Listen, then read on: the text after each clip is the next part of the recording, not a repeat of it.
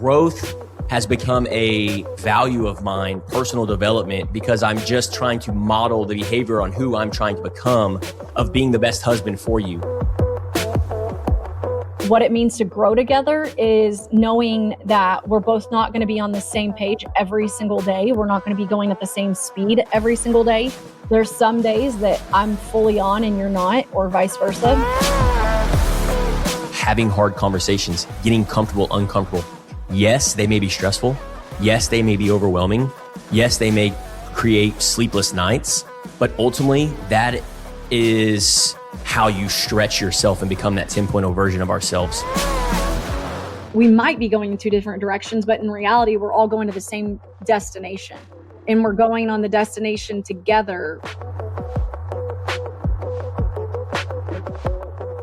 Welcome back to the Level Up and Live podcast. I'm your host, Sean Meyers. Today's episode is about something that quietly determines the health of every marriage, business, and leadership journey. Becoming better together instead of growing apart. Kendra and I are going to pull back the layers on what that looks like for us, what we've learned being a student of the game the hard way, and how couples can continue to grow without drifting. Kendra Meyers, welcome back to the show. Thanks. You must be doing something right to be back on the show for the third time in the last 3 months. I guess you really like me. Well, it's not that I really love you, not that I just like you. I really love you. It's that agape love that I've been working on, but it's backed by popular demand. We have gotten so much feedback from our listeners and our leaders and our community. So this might be a weekly thing. I don't know about that, but maybe. Well, let's dive into it. I know of a lot of our viewers and listeners and are eager to learn what we've learned being a student of the game. And just for full disclaimer, we don't have it all figured out and we don't claim to have it all figured out. We're just imperfect action takers and human beings trying to become that 10.0 version who God has called us to be. So I'm super excited about today. And if you were just on video and you're on YouTube viewing this, Kendra just got up. She's got a timer on her light. So she may be just waving her hand and going back and forth. Well, I guess I don't have to be in the light. It just looks better. It does look better. Okay. So I guess I get to ask the first question. So Sean, when it comes to our relationship, why does growing together instead of one person growing or the other one not matter so much to you right now in your time of life? Man, that's a great question. The biggest reason is because one of the things that I learned growing up in my home, my mom and dad, they did everything that they possibly could to get me and my sister to where we wanted to go in life, whether that was motocross, baseball, academics, scholarships. They put all their time, energy, and effort into us. And over 20 plus years, I had watched them put so much time, energy, and effort into us first that everything else got neglected and was sacrificed. And so I did not want to do that in our marriage. And one of the flip side of that is, well, what's the alternative? And I had to look at growth. I had to, because I didn't know how to be and show up as a leader for you. I didn't know what that looked like. I didn't know how to communicate effectively without being frustrated, angry. I didn't know what that person did on a daily basis. Did he, and how he communicated, because it's caught not taught. So growth has become a value of mine, personal development, because I'm just trying to model the behavior on who I'm trying to become of being the best husband for you. So it's a non-negotiable for me. And whether it's the morning time, whether it's on a weekly basis, I have it in my calendar, whether it's a devotion, reaching out to a mentor, learning from our pastor, scripture, the Bible. If I can follow that, and that's already challenging to really follow the Bible, and that's the ultimate guidance, and it's been a journey for me, then I know that will pay huge dividends in being your husband and getting me to where I want to go and serving you. I agree. And I think you also have to teach me some of the things you learn when I'm not around so that we're also both growing together. Yeah. I'm curious on that with our listeners and viewers. They are thinking like, oh, hey, that's great. I'm putting in all the work. I'm putting in all the time, energy, and effort as a business owner, as an entrepreneur, but my wife is not growing alongside of me. She's not putting in the work like I am. What would you suggest or share with that spouse, that somebody like me that's an entrepreneur that is obsessed with personal development. How have you been able to receive that on your end? And what would be one piece of advice that you would give to hang in there, with that other spouse that is so obsessed with personal development? Obsessed is a great word because you are obsessed. But I think that part of that is like with a spouse, because I know too that you've told me the story about your parents and about how them growing together, not growing together, whatever the case may be. Your biggest thing whenever we got married was like, hey, we've got to grow together. Like not one person, not the other, but together. And I do agree that you and I grow in different areas in different ways. Like you're growing businesses and I'm growing relationships at school or whatever the case may be. I do have to grow relationships and people at school, but it's not the same as like growing a business, if that makes sense, all the time. But I think together, what it means to grow together is knowing that we're both not going to be on the same page every single day. We're not going to be going at the same speed every single day. There's some days that I'm fully on and you're not, or vice versa. But I think it means that you're communicating with each other about where you're wanting to go in the journey, where you're wanting, what you're currently working on, what season are you in your life versus the other person. Like there's sometimes where you're like, hey, I want to do this. And I'm like, hey, I don't really want to do that just yet. Like it's not that convenient to me or whatever the case may be. But I think that growing together and supporting one another is more so checking in on each other and saying, hey, where are you at? Where are you planning on going? What's going on with you right now? What's a high? What's a low? What's whatever. But that communication and then adjusting, but then also supporting each other along the way. Like I know that at times there's stressful situations when it comes to one of our companies or whatever it may be. Like I know that there's one specific example right now. I'm not going to say it, but it can be mind-boggling. It can take a toll on you, and us communicating about it and knowing like, okay, well, you're doing what you have to do and it might be stressing you out. Like I know that if you get like snippy or an attitude, that it's probably not going to be me. It's just that you're in that kind of stressful time. Just like whenever the week of DECA, I was planning things for a conference for 1,500 people. I was exhausted. I was tired. I was overworked, and you had more grace that week. And so I think that it's just having those conversations with each other and knowing what we have going on and where we're going, and then understanding and being compassionate towards one another. I love that you shared that. One of the things that I struggle with, because it's in those moments where when I do get stress and something is happening, I feel the pressure, but it's like kind of like what we talked about last night. We were having this conversation in this scenario, and I look at these scenarios in different areas of life, whether it's a cold plunge, whether it's in our marriage, whether it's relationships, having hard conversations, getting comfortable, uncomfortable. Yes, they may be stressful. Yes, they may be overwhelming. Yes, they may create sleepless nights, but ultimately that is how you stretch yourself and become that 10.0 version of ourselves.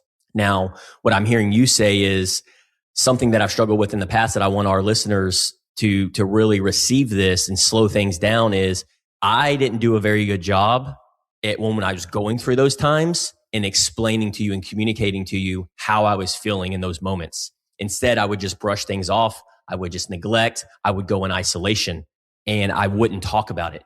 That is what blew back up in the face with me going through those tough times, because we all have to embrace the suck. We're all going to go through pain. That's ultimately how you stretch yourself, just like you would in the gym or just like you would running a marathon.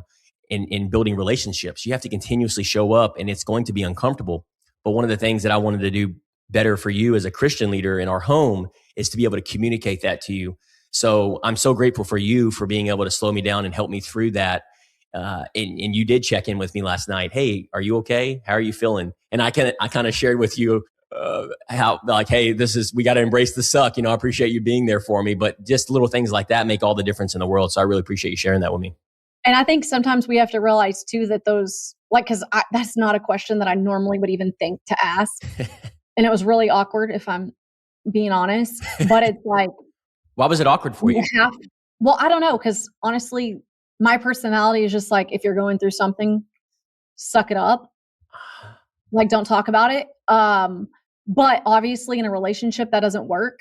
And so sometimes I feel like I don't want people to tell me if they're going through a hard time, because not that I don't care, but I don't care. I mean, I do, but I don't, if that makes sense. Like, I can't fix the problem. Yeah. So unless I can fix the problem, I don't know what to do. So, but instead it was just like, okay, well, how are you? Like, are you okay? I have to ask that, because even if it's awkward, because I'm not used to asking it, but I have to ask that, because if you do come back and say, I'm stressed, or yeah, it's just weighing on me a little bit, then I have to know that you're more on edge, and not necessarily that you're taking it out on me, but that if something does happen, like maybe I don't take out the trash, or I don't know, just something Yeah. is out of the ordinary, and you snap back at me, then I'm going to be like, what? And normally that would cause an argument. But if you're communicating with each other, like, hey, I am stressed, or whatever the case may be, you know it's not you. And so then it makes it where you can avoid that argument, that conversation. And I think that a lot of relationships don't understand that, because they don't talk about how they're feeling. And I would say too that sometimes in relationships and spouses, that if your spouse goes to work and owns a business or whatever, they might not come home, and you might not want to know about the business, right? You might not want to talk about it. That's cool. I get it. I don't always want to talk about business either.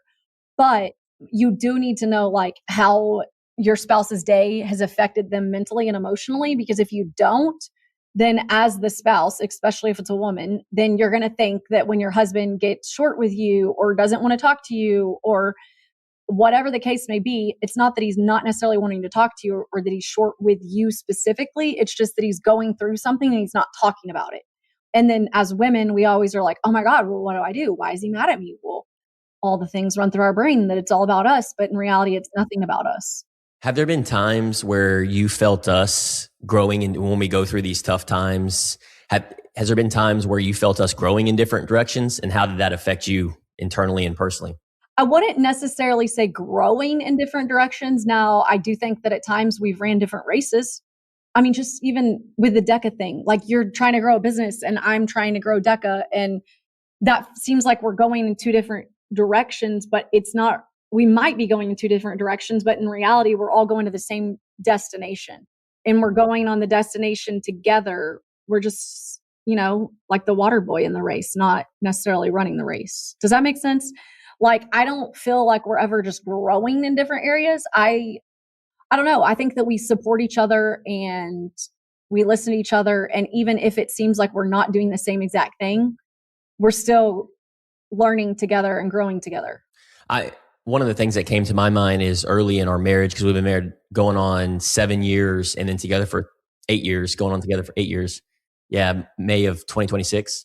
And then I think of early in the years where it was important for you, because you had been modeled in going to church, in reading devotion and showing up there.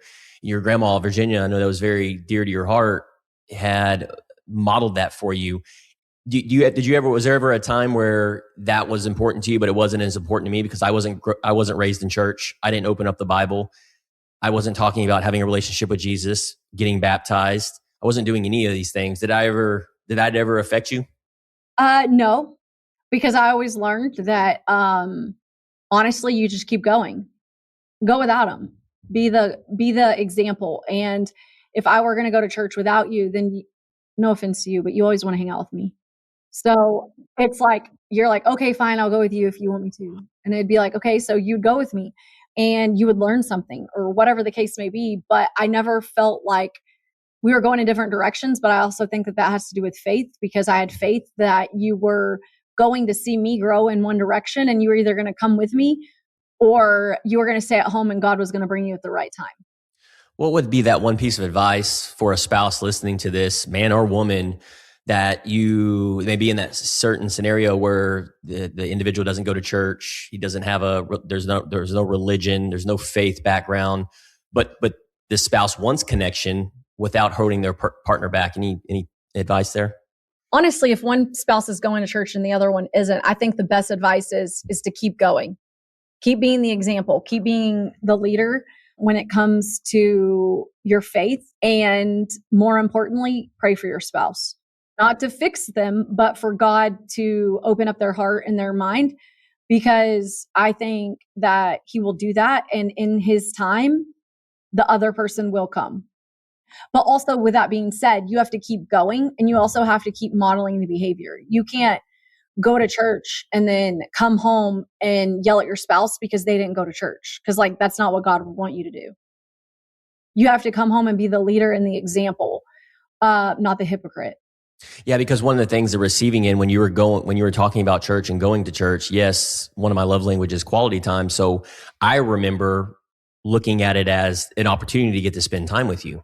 And that may not be the case for every viewer and listener listening to this right now, that's their love language, and that's okay. But again, the topic of this episode is growing together.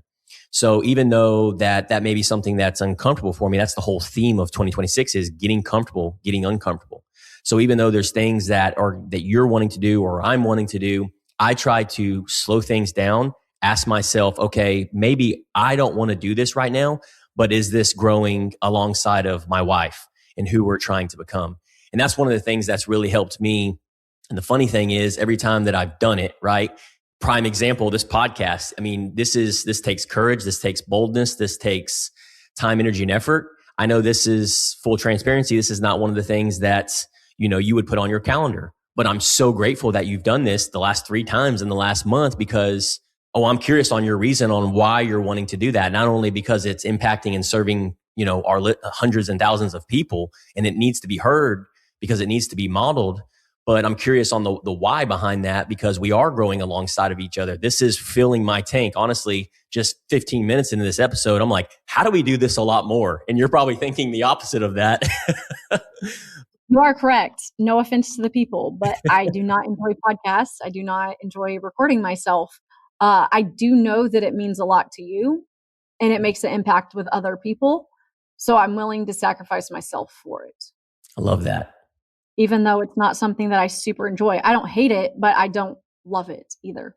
But if it can make an impact on someone else, because I know that too in the mastermind group, which obviously I can't say names or like everything that we've talked about because that's confidential. But there were times where we were at the round table and they were like, hey, well, my wife's upset because I'm not giving enough time at home, or I'm not taking the, time to spend the time with her or whatever. And I think a lot of the times whenever I was hearing that in the roundtables and in the mastermind group, it was like, okay, well, have you communicated to your wife what's going on and what you're doing? And two, like, I don't know, tell your wife to reach out to me, because being on the flip side of it, yes, we both really work in the businesses and you ask me a lot for my feedback and stuff, but it is tolling. But sometimes as a wife, you have to realize that you also are in a supporting role. And it's just encouraging, loving the husband, and it's not complaining that there are going to be times or weeks that he's going to be putting way more into the business. So like the first couple of years, you put so much energy and effort into the insurance company, which sometimes I'm like, dang, I didn't even realize it. But that's because I immersed myself in like cheerleading and all that kind of stuff back then. But if you're trying to grow a business, your spouse is going to be very busy at the very beginning. But then, for example, now with the insurance agency, you're more hands off. And so you're home more. But then that's also a thing that I've had to get used to, because now when I get home, you have already decompressed and you're like ready to talk again. And I'm like, okay, well, I didn't have any time besides the time it took me to drive from the school to the house by myself. And used to, whenever you would go to work or you would be at the insurance agency, I would have an hour or two at the house by myself. And so I think that we've communicated that to each other. Like, hey, when I first get home, like there was sometimes where it was a little bit stressful when it first started. I'd be like, hey, when I first get home, give me an hour to get some of the stuff I need to get done. Like if I want to put clothes over, or if I want to, I don't know, change clothes, talk to the dogs, not talk to humans. I don't know, because I talk to people all the time. But we communicated that like, hey, give me an hour. Now it's kind of like, okay, I actually put your hour first. And so when I get home, I'm just like, okay, I know that we're going to talk, but we've communicated that in advance. And so you always think it's weird that I am quiet in the car on the way home. But if I know that my day was really, really busy, and then I'm going to come home and talk to you for an hour, I sit by myself for an hour 30, 40 minutes in the car and I don't listen to anything else because I'm ready to go and I'm recharged by the time I get home, if that makes sense. But it's all about communication. Yeah, that makes perfect sense. And one of the things that stuck out to me is the word decompress. I don't think I've ever heard you say that. And if you have, it's been a long time, but it just kind of dawned on me that you do put a lot of time, energy, and effort from the moment you get up at 4 a.m., actually 3:30 a.m., and you don't really stop until 3 o'clock in the afternoon. And then you come home for 30 minutes. And I'm thinking on the receiving end, I'm like, I'm decompressed. I'm ready for my wife to get home. And I'm like, okay, and this is not every day, but it's interesting to hear your perspective on that as far as you need a little bit of time to be able to whether it's do the laundry or hang out with the dogs. And then we can have that, because I'm looking forward to that good quality conversation. So appreciate you sharing that. That's very interesting on the decompression.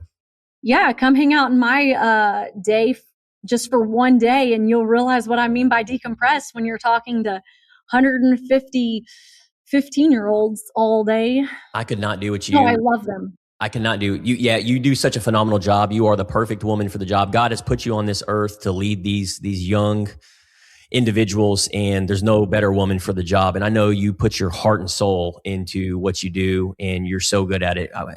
I commend you for what you do, because there's no way that I could do it. I wouldn't last a day in your shoes. It's worth it. But it is worth it, but it does take a lot of time, energy, and effort, just like it does any other job. And I could even say this, I'm not obviously a mom, but even the stay-at-home parents, like something that the husbands have to think about is your wife. If you have a stay-at-home wife, you're gone at work all day and you think, oh, okay, well, she's been at home all day. I couldn't imagine being at home, like even with one kid that couldn't fully take care of themselves all by myself all day. Like I would need a decompressed time then too. And I think that that's something that needs to be communicated too from the people that do stay home, because even people that don't have kids, like you're home, but you're not like just hanging out watching TV all day. So there is time that you also need to decompress or just like regroup yourself, calibrate your brain. And I think that that's something that we have to realize, because the other person is like, oh, well, I've been gone all day. I just had to drive in traffic and all you had to do was stay home and keep a kid alive or whatever. And I think that people don't realize how hard it is to do the tasks that we each do. I don't know of one person in any of our lives that just sits home and does nothing but watch Netflix every day, all day. Like they're always doing something. Even the stay-at-home moms, they're taking care of a kid. They have to make sure that they're breathing, that they're eating, they're not putting their hands in light sockets, things like that. I couldn't even imagine doing that all day long. Like at least with my high school kids, I know I can go to the bathroom and they'll be fine, And so I think that that's something that in a relationship, especially when you're not 100% together all the time and you're working on two different goals, but you still have the same end goal, that you have to communicate what's going on and how you feel. And I think that we've been doing better at that by asking like, hey, on a scale of 1 to 10, where are you at? Or if I've had a really stressful day, I'm like, okay, I'm at like a 2. And I think that that's something that a lot of couples need to start integrating, because no matter if your husband's building a business or if he's already built a business and he's continuing to grow it, there's still going to be stressful times in it. Okay. Managing people is not easy. I've learned that this year with my new department chair role. Like it's not easy to manage people. You can't control how they do things, but you can communicate to your spouse when you're leading someone else, like how you're feeling, where are you at? That way they can make decisions and you don't have to accidentally make the assumption that your spouse is being the way they're being because of whatever. That's some really good insight. And one of the things that it made me think about was, even if we don't get to spend that 15 to 20 to 30 minutes on a weekly basis on a daily basis together, because we are imperfect human beings, things do happen in life, but we do have it a non-negotiable where it's once a week. And I would just encourage, individuals listening to this to be intentional. And if you're a man listening to this, you're the leader in the household. So you've got to draw that line in the sand, put your foot down and go, hey, this is what we're doing. And what's interesting is whether it's going to church, whether it's a coffee date, lunch date, dinner date, whatever it may be, where it's just, there's no noise, there's no distractions, there's no phones. It's just you and that other person. And then having not necessarily agenda, but questions to ask each other. I know I ask you on a weekly basis, and maybe we can tap into this for a minute or two. Sometimes it's easy to ask and sometimes it's not easy to ask. But one of the questions that I ask is how did I show up as a husband for you this week? So I'm curious on how you receive that as my wife when I asked you that question, and how that makes you feel, and what would be your encouragement to our, anyone listening to this. Well, it always throws me off guard when you ask me that question. But also I think that in my brain, I'm like, wow, he's asking me that. But then it's like, well, I guess you did good because X, Y, and Z, or whatever the case may be. But it also helps me reflect and not stress or think about the little things that, oh, well, maybe he didn't take out the trash this week, or maybe whatever. Okay. It makes it where I don't ponder on those little things, and I only think about the bigger picture. And I'm like, wow, well, what other spouse is asking? How did they show up? At least he cares, or at least he's doing that. And we usually always do the temperature check once a week. We always do it on our coffee morning dates. And sometimes I'm like, well, this week you were a little grumpy. And I already know it. I know it's coming. And then sometimes you'll share with me why. And typically it is not because of me. It's because of external forces that are weighing on you. Yeah. And I think that it's easier as a wife to see that than, and it does open up the safe space to share when you weren't being so amazing. It's like, okay, well, you just asked, let me share with you. And so I think that if you ask your spouse that, it does open up the doors to allow them to actually communicate and be honest with you without judgment. But also when you say it, you have to be nice. Yes. Well, and that's what happened last week when I asked you that question. I knew as soon as I asked it, I knew the response, what was going to be given, but it's still important because I want to make it a habit to, hey, how did I show up as a husband for you this week? And there's a number of other questions that we ask as well. And maybe that's for another episode for our listeners. You're just trying to get me back on. Yeah. Wink, wink. And so back by popular demand. So if our listeners and audience and viewers want more of this, we need to hear from you. So send us a message. Like Kendra said, reach out if you're a wife and you're needing some assistance there. I know she's always willing and able and has the capacity to jump on a phone call, text message, whatever it may be, if you're going through something with a husband that runs a business, is a leader within the community. So we're going through it together. But outside of that, I just wanted to enclose, last week was tough, very challenging. We had 2 nights where we were up till 9 p.m. and normally we're in bed by 7:30 p.m. And that was one of those weeks where I had to really reflect. And I even shared that with you when I had asked you that question. And that's what happens, right? It's not necessarily because of you, right? I'm not snapping or triggering or frustrated, angry at you when that may be the story that you're telling yourself.